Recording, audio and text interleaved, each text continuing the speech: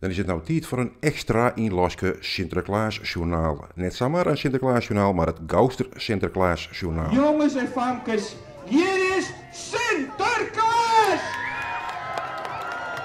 Jongens. En bij deze onkomst wordt er een nieuw showtalent ontdutsen.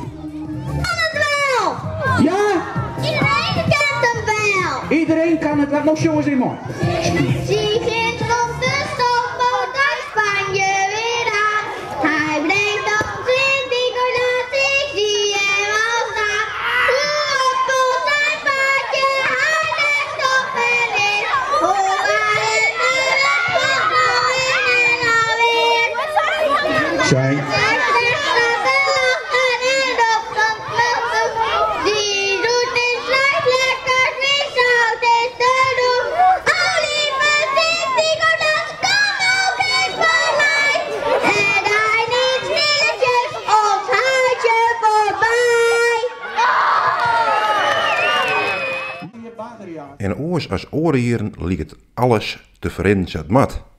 Maar toch. Het verschrikkelijk last van de voet, jongens. Het is toch echt. Het is een probleem. Het is een drama. Echt weer. Jongens, nou hebben we al hier paniek in de tent. En dan hebben we in de gebouwkrek zo van we hebben een EHBO. En dat wist er net. Nee, ik zit in gebouw.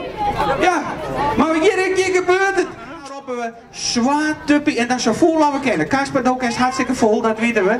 Dat hebben we al hier. Maar wist je wat we doen, Kasper? Zwaar! Zwarte!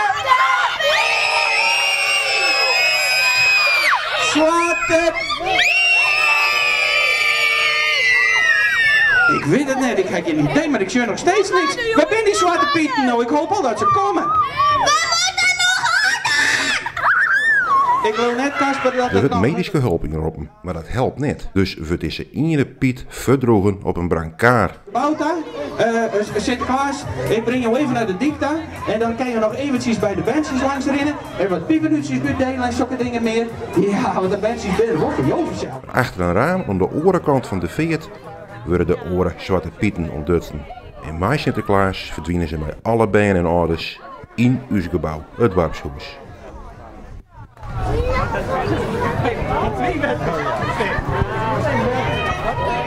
Gelukkig binnen de medische voorzieningsinstellingen prima in orde, maar zwaailuchten op een hollen gaan ze de blesseerde Piet te lief.